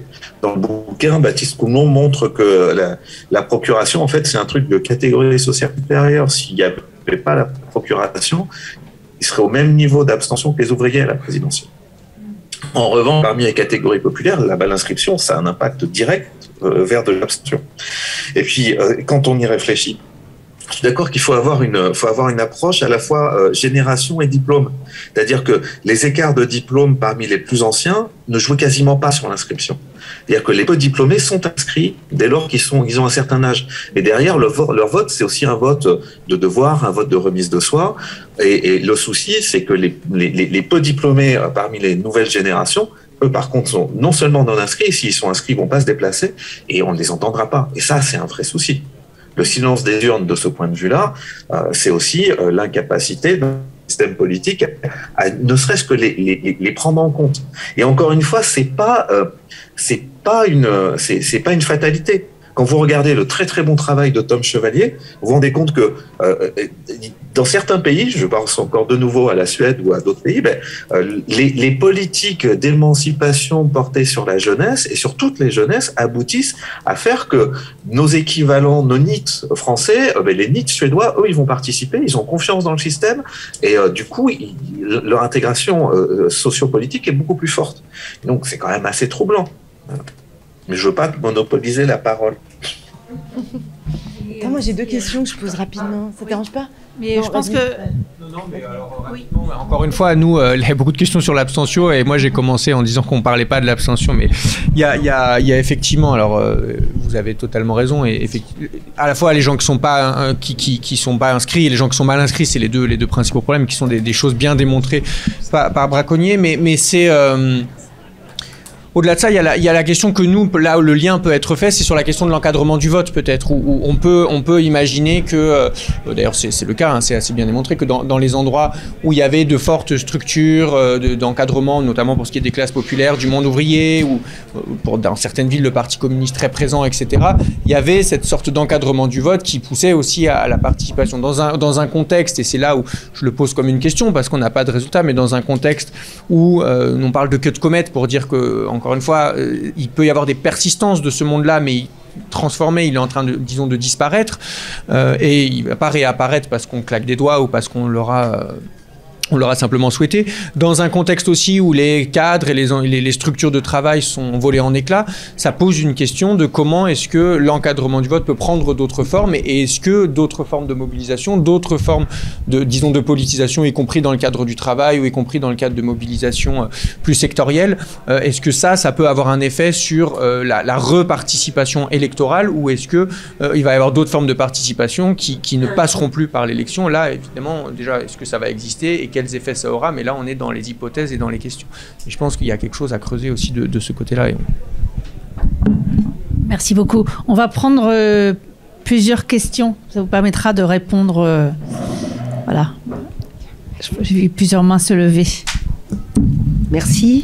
Alors, Aline Bérardi, moi j'ai fait toute ma carrière dans l'éducation nationale en sciences économiques et sociales, mais je continue de réfléchir avec mes collègues parce que la réflexion c'est quand même le plus important pour tout. Et à la source de vos travaux, il y a quand même des notions qui sont pas très stables. Par exemple, populaire. Alors populaire, on a l'impression que c'est entre peuple et prolétaire. Prolétaire, on n'a pas d'analyse qui tienne la route comme celle de Michel et Monique Pinson sur la grande bourgeoisie, sur la bourgeoisie par exemple. On n'a rien sur les prolétaires. C'est tout émietté. Et si on prend par exemple les prolétaires actuels, vous entendez ouvriers tels qu'ils existent. Donc ça fait un petit peu, non, je vais pas faire de la provocation, mais un peu ouvriériste quelque part, quoi. Mais voilà, ouvriers tels qu'ils sont recensés, y compris par l'INSEE, les travailleurs immigrés internationaux, déclarés ou pas déclarés, ils sont pas dans le lot. Ceux qui devraient s'inscrire et qui sont pas inscrits ou qui auraient dû changer d'adresse, comme faisait l'étude de Braconnier, ils sont pas là. Donc finalement, il y a beaucoup de choses. Moi je dis ça pour réfléchir avec vous, hein, on est bien d'accord, hein, c'est pas. Et donc on a plein de choses. Et peuple et prolétaire, pour ramener à populaire, ça renvoie à la vraie question de la démocratie. Or cette question de la démocratie, c'est pas qu'une démocratie représentative, élective. Moi j'ai passé 50 ans à croire en la voie démocratique. Eh ben, si les gens se déplacent pas ou s'il y a plus c'est pas une histoire de croyance, c'est une histoire de constat des expériences qui ont été faites sur des résultats obtenus. Eh bien, c'est pas terrible, hein, c'est pas terrible. Et même, on se demande si on va pas dans l'autre sens. Je veux dire, quand on voit l'armada de la police, l'armée, la guerre, etc. Donc finalement, revenons aux fondamentaux. Et dans les fondamentaux, eh bien, peut-être que derrière, comme tu disais, Catherine, il y a peut-être une réflexion à avoir sur, pas seulement le rejet du politique, mais une mutation du politique, une envie une envie d'un autre rapport au politique. Peut-être que ça se traduit peut-être par les, je sais pas, dans quand tu disais la visite à l'Élysée. Peut-être c'est autre chose, mais en tout cas, c'est autre chose, quoi. Ça peut pas être la représentation, y compris qu'on a quand des enquêtes sont menées, des questionnaires sont élaborés, etc. Parce qu'ils demeurent finalement prisonniers d'un monde qui est essoufflé. Enfin, on verra dimanche. Voilà. Bon, je ne sais pas, il n'y a pas de question, vous avez vu. Hein. Mais il y a des concepts mous, et il y a des concepts dont on aurait besoin qu'on n'a pas. Et comment pouvez-vous faire, vous qui êtes des producteurs de connaissances, je pense qu'à vrai dire, il y a une envie de réponse immédiate, donc je prendrai vos questions. Les autres questions ensuite. Si tu veux. Moi aussi, je veux bien. Non, juste quelques éléments juste sur la question de ces signifiants. Alors, il y a en fait là-dedans, il y a des signifiants politiques et des signifiants sociologiques. Alors, il y a énormément de choses, énormément de questions qui sont soulevées là par votre remarque, mais donc prolétaire et peuple, ce sont des signifiants politiques. Alors qu'on ait besoin de signifiants politiques pour construire voilà, quelque chose de l'ordre d'un mouvement politique, une expression, qu'elle soit électorale ou pas. Je pense qu'on a besoin de signifiants politiques aujourd'hui pour refaire du commun. Ça, c'est une chose. Après, là, effectivement, on est plutôt dans une démarche sociologique où donc c'est plutôt la question de prolétaire et de peuple qui sont des signifiants politique. Là, quand on parle de populaire ou d'ouvrier, on va plutôt être dans des signifiants qui se veulent plutôt plus sociologiques. Et là où vous avez raison, c'est qu'effectivement, populaire a remplacé ce qui avant aurait été désigné comme ouvrier, probablement. Mais c'est aussi justement pour essayer d'attraper les transformations du monde du travail qu'on a besoin de... Alors peut-être que c'est pas forcément satisfaisant, mais bon, on peut rappeler aussi des vérités un peu lourde, c'est que 20% de la population active est ouvrière. Si on rajoute la logistique qui est classée dans les services, bon, Gaborio a été cité, ça a bien montré, c'est un travail ouvrier, on pourrait les compter comme ouvriers. La sous-traitance, très souvent, part dans la comptabilité de l'INSEE dans les services, parce que c'est du service aux entreprises, mais les travailleurs sont ouvriers et font un travail proprement ouvrier. Donc, en fait, le monde ouvrier est encore extrêmement présent en France, ça faut pas l'oublier. Et donc, mais a été transformé. Et donc, populaire veut attraper c'est pour ça qu'on parle d'ouvriers et employés, et que quand on regarde le monde populaire, on regarde ces deux catégories. Et puis, il y a, voilà, les femmes des mondes populaires sont très largement employées. Donc, moi, il me semble que, enfin, s'il fallait désigner expliquer ce que désigne populaire, c'est celui-là. Celui-là me semble pas être un signifiant mou. Peut-être il est pas suffisamment. Ouais, enfin, le problème, c'est que c'est très hétérogène. Donc, comment on attrape cette hétérogénéité ? Il se suffit pas à lui-même. Voilà, pour le dire comme ça.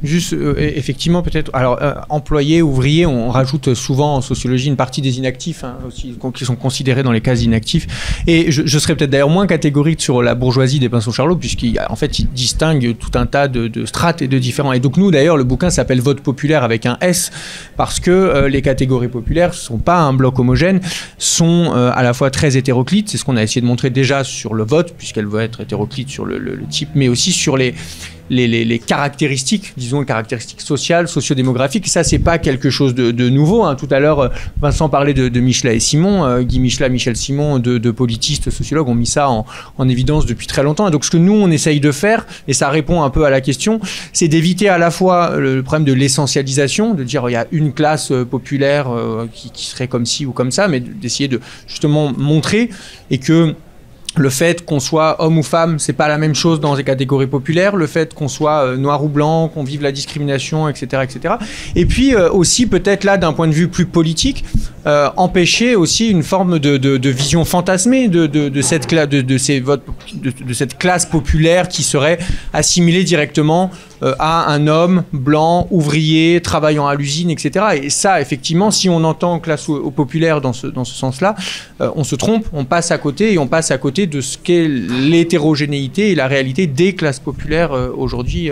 À mon avis, les classes populaires, c'est aussi effectivement les femmes caissières étudiées par Sophie Bernard, c'est les caristes dans les entrepôts Amazon étudiés par David Gaborio, c'est les travailleurs sans papier, etc. Donc nous, on essaye de faire en sorte de prendre en compte cette hétérogénéité-là, et en tout cas, si on a eu l'impression de faire quelque chose d'un peu englobant, essentialisant, on s'est mal fait comprendre, en tout cas.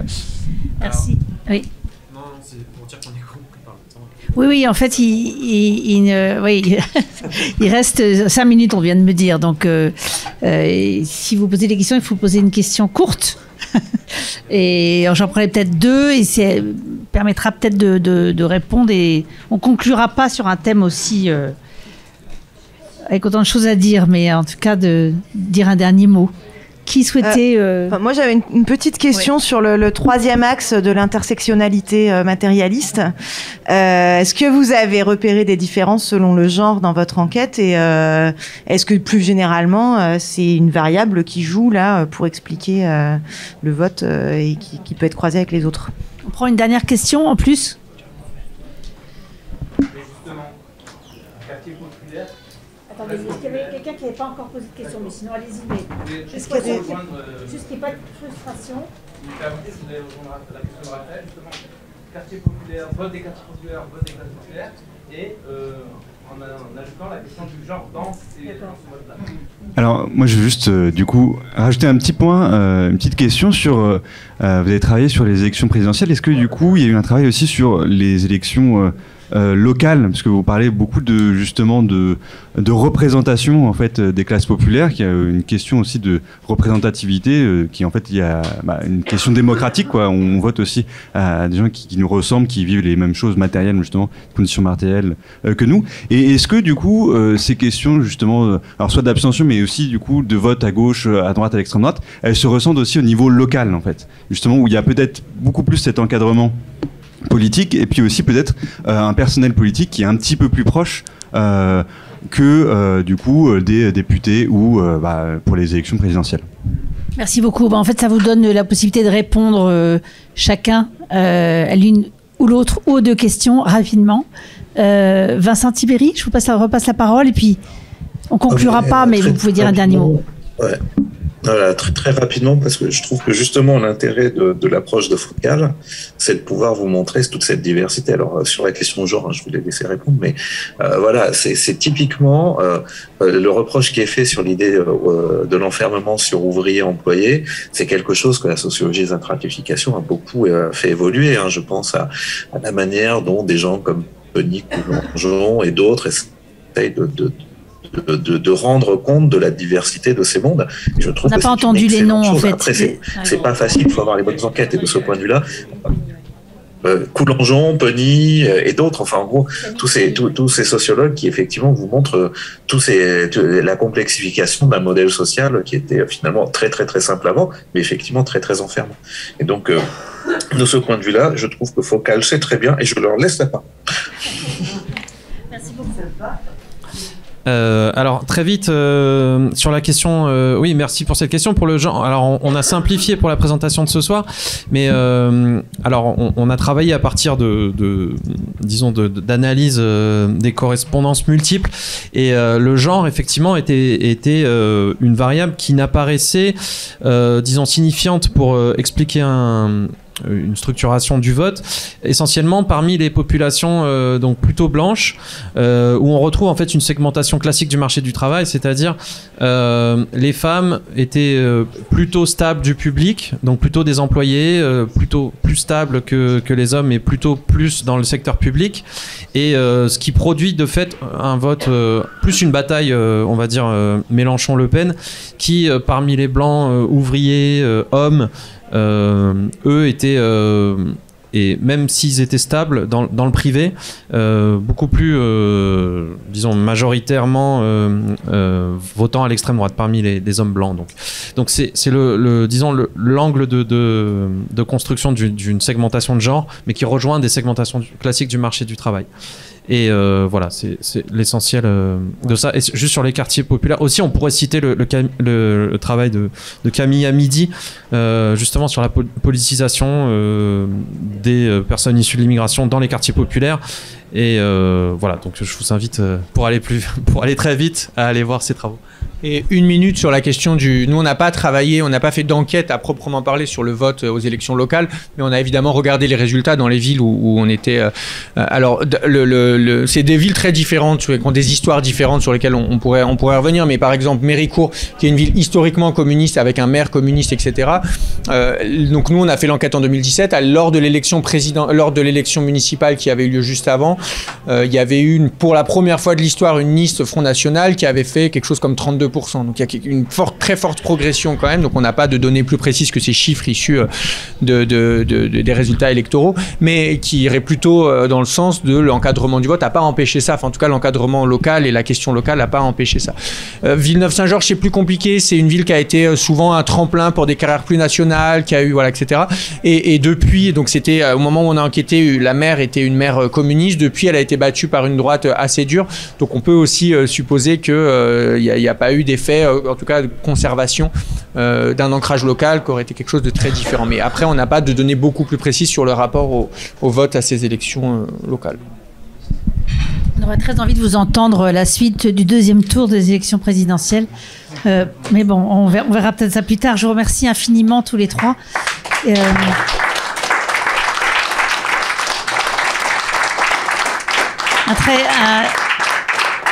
Je vous recommande, pour ceux qui ne l'ont pas encore fait, vivement la lecture de ces deux travaux extrêmement intéressants. Et vraiment, ça ouvre beaucoup de perspectives. Merci encore. Et puis, à bientôt après les élections. Ouais, et on remercie encore vivement Hossein de nous accueillir.